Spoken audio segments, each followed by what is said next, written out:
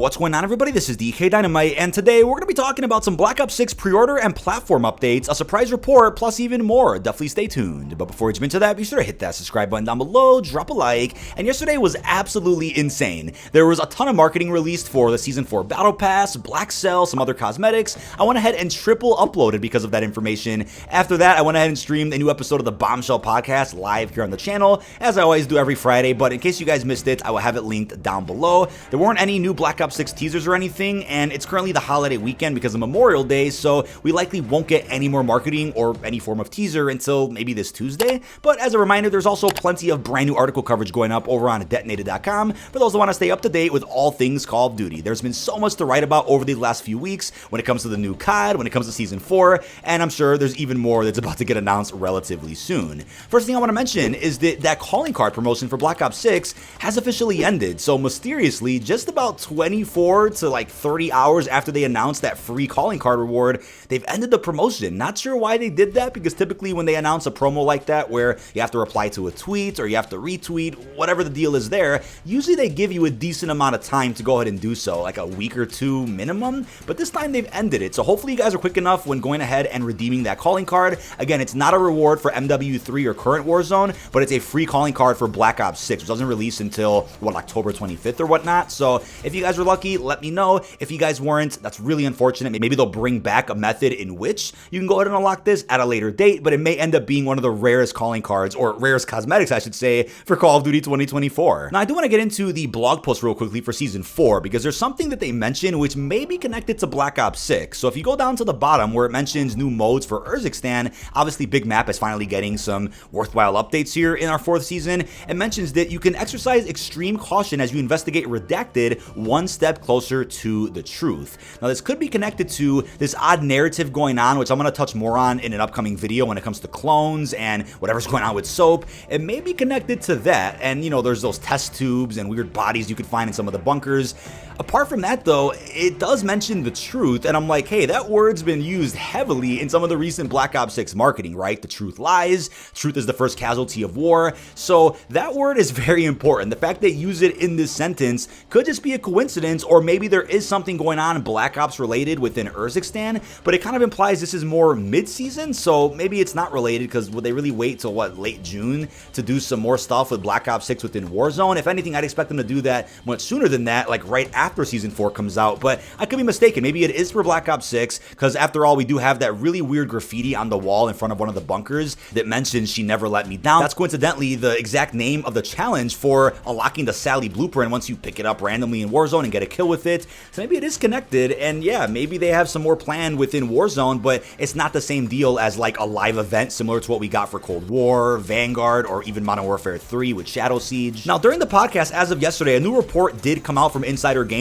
claiming that Call of Duty isn't coming to Nintendo platforms until the 2nd generation Switch comes out. So there is a 2nd generation Nintendo Switch, I believe rumored to release within 2025, could even be sooner than that. Apparently we're about to hit a new generation of console really soon, and we'll circle back to that. But when it comes to Call of Duty on Switch, this is a very odd promise Microsoft made not too long ago, where they said, yeah, we're going to sign a 10-year deal where Call of Duty remains on PlayStation, and we're also aiming to bring Call of Duty and other games to more platforms, Nintendo included. Now, I don't believe the current Nintendo Switch could even handle Call of Duty, whether it's campaign, multiplayer, or zombies. I said this many years ago. I'm like, okay, I could maybe see something like Dead Ops Arcade or COD Mobile get added to Nintendo Switch, but a full-fledged AAA premium Call of Duty, I doubt the current Switch could handle that. It doesn't really do that well with other third-party experiences, but maybe the point of the 2nd-gen Nintendo Switch is so that not only does it run first-party titles well, but also third-party experiences. Maybe that's what's going to happen, and I'm like, okay, with that in mind,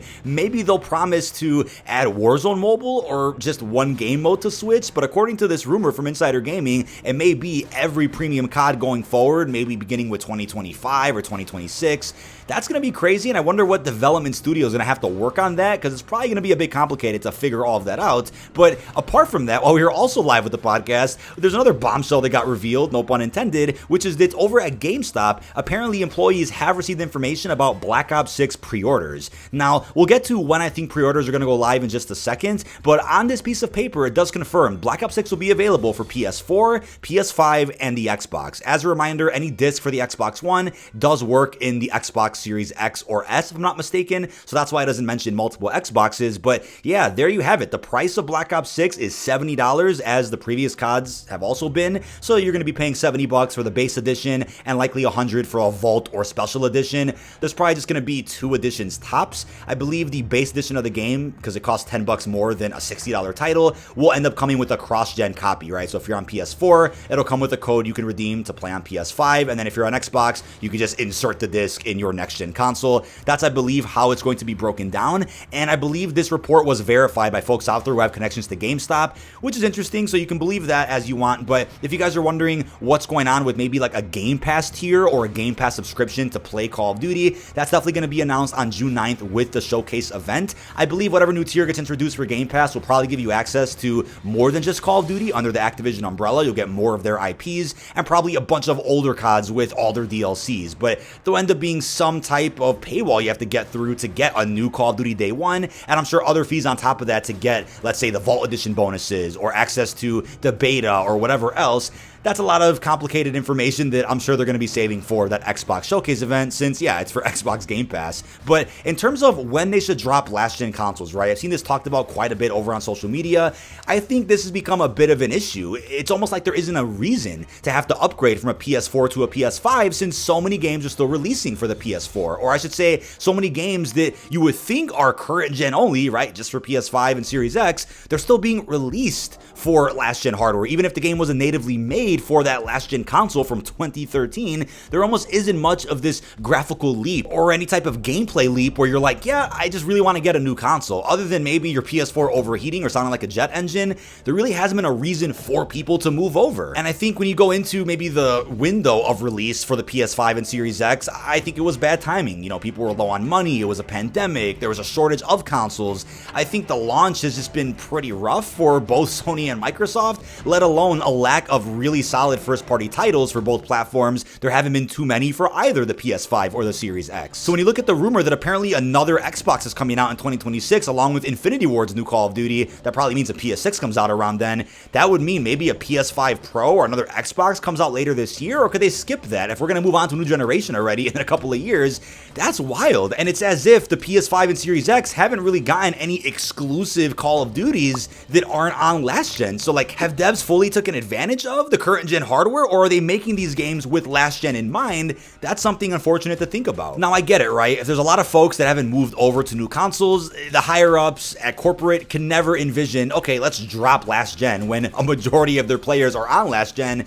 They're not going to want to lose sales that way. So I think a way to ease into that a bit is to have COD on Game Pass day 1 this year. Maybe with Black Ops 2025 the year after, if there isn't carry forward, they'll end up saying, okay, it's kind of a fresh start anyway, a futuristic Black Ops, GTA is going to be current gen only, let's pick that COD to drop last gen with. But for all we know, they could just keep supporting last gen until literally 2026, when apparently the next set of consoles are set to release. Now, before console war starts, in my comments, I want to mention I'm on PC full time, so this doesn't really bother me, but I really do wonder what they're going to do about this. I'm curious how much better COD could be if they didn't have to worry about last gen hardware, eventually at least, or maybe it wouldn't make much of a difference regardless because the consoles are somewhat similar. We'll just have to wait and see how this will impact the gaming industry overall when last gen eventually does get dropped. Now, I have thought about how troublesome it could be if COD goes to Game Pass day 1, cuts off last gen. That will significantly lower the overall game sales, which could have consequences on the entire industry, where other studios under the Microsoft umbrella get shut down because COD didn't bring in that guaranteed $1 billion. There could be a lot of consequences for the game just making less money, so